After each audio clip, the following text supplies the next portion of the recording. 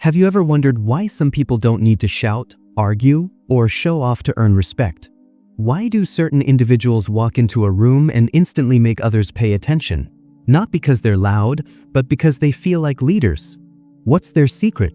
Today, we're diving into the fascinating world of INFJs, the rarest personality type, and uncovering how they naturally command authority. Get ready to learn the quiet art of influence. No fancy titles or aggressive tactics required. 1. The INFJ Enigma. Quiet power in a noisy world. INFJs are like hidden gems in a world full of noise. They make up only 1 to 2% of the population, but their impact is undeniable. Unlike leaders who rely on charisma or force, INFJs use a mix of intuition, empathy, and calm confidence to earn respect. Think of them as the chess players of human interaction. They don't rush to make moves. Instead, they observe, analyze, and act only when they've figured out the best way to win trust.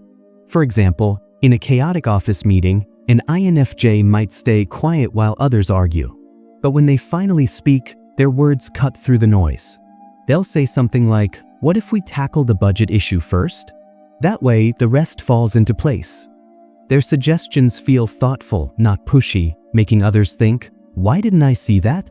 This quiet strategy gives them authority without the drama. 2. Empathy as a superpower. How INFJs read the room. INFJs don't just listen to words, they feel the room. Their empathy works like a radar, picking up on tiny details others miss.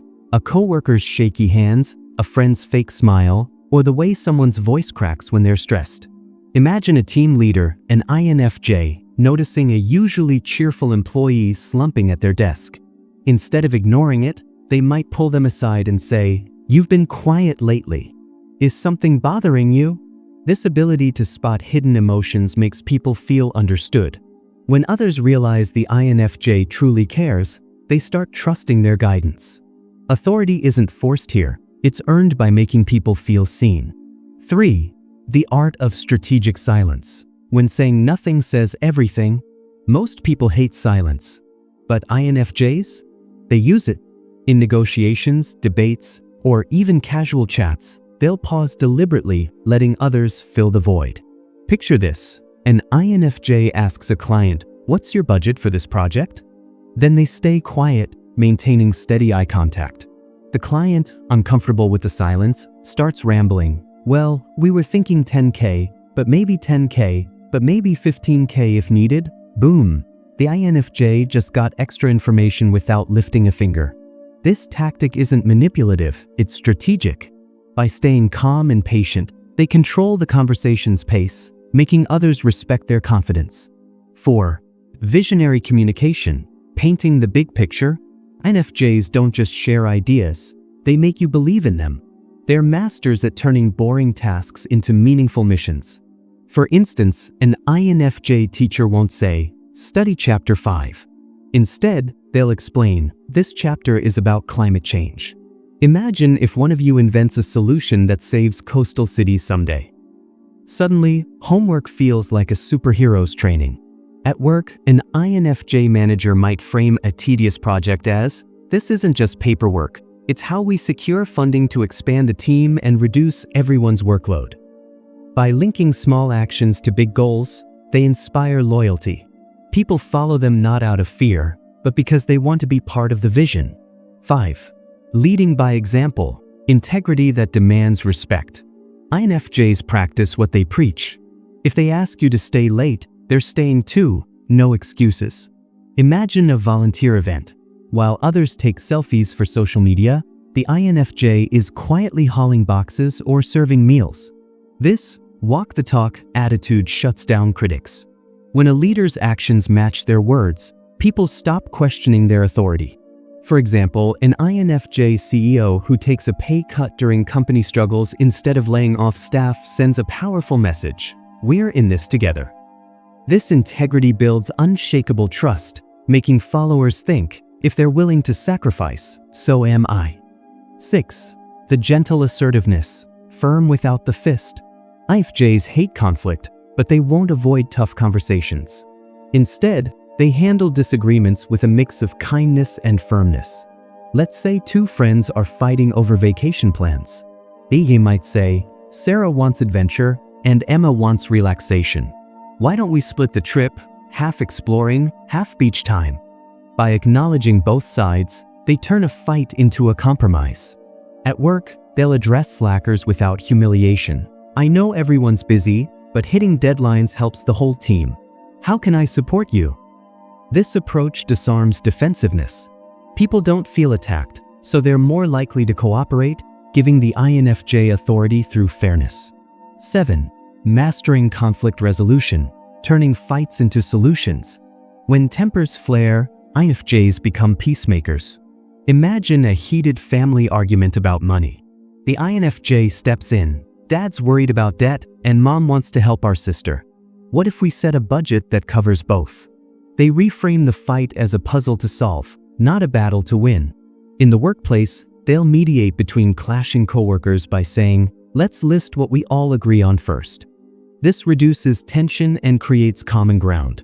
Their calm demeanor is contagious. Soon, everyone stops yelling and starts brainstorming. By focusing on solutions, not blame, INFJs become the go-to authority during crises. 8. The aura of mystery. Why less sharing means more influence. INFJs are private people. While others overshare at parties, they'll ask questions and reveal little about themselves.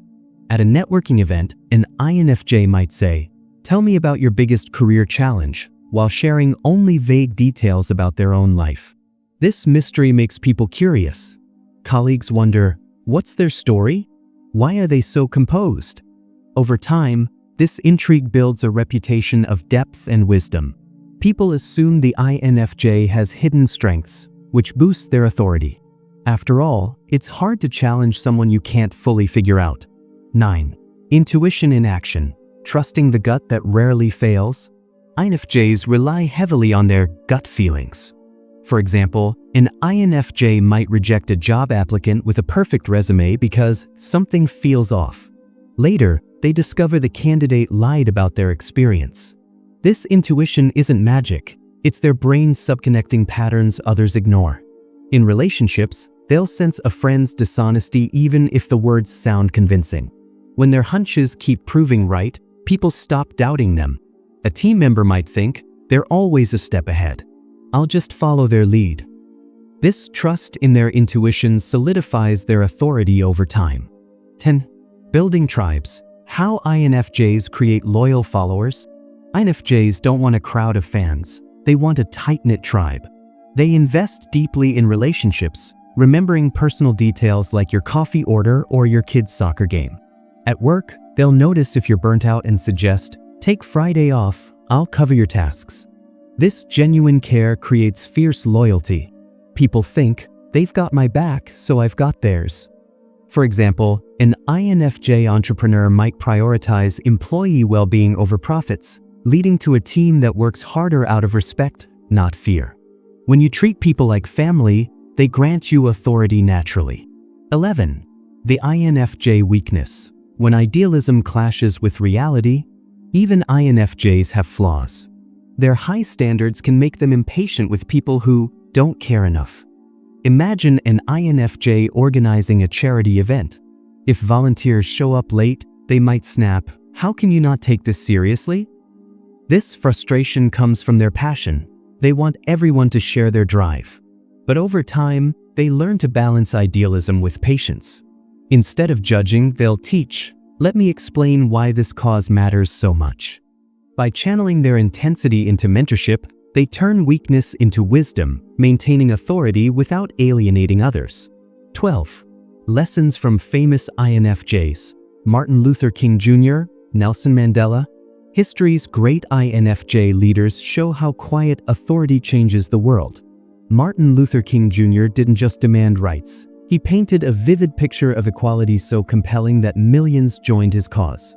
Nelson Mandela disarmed enemies with forgiveness, not revenge, turning jailers into allies. These leaders didn't rely on power, they used empathy, vision, and integrity to inspire action. Their example teaches us that true authority isn't about control, it's about making others believe in a shared dream. 13. How to borrow INFJ tactics, even if you're not one. You don't need to be an INFJ to lead like one. Start by listening more than you speak. Notice body language and tone. In meetings, ask, how does this idea make you feel? To uncover hidden concerns. Frame goals as stories. Instead of saying, we need higher sales, try, every sale helps us donate meals to families in need. Practice patience in conflicts. Let's find a solution that works for both of us. Small changes in how you communicate can help you build INFJ-style authority, quiet, steady, and deeply respected. Conclusion: the quiet revolution of INFJ leadership. INFJs prove you don't need a loud voice to lead, just a clear vision, a listening ear, and the integrity to act on your values. Their authority grows from empathy, not ego, from lifting others up, not pushing them down. Whether you're an INFJ or not, their secrets, strategic silence, visionary storytelling, and unshakable ethics are tools anyone can use. So next time you want to lead, remember, true authority isn't taken. It's earned by those who care deeply, listen closely, and inspire others to see the best in themselves.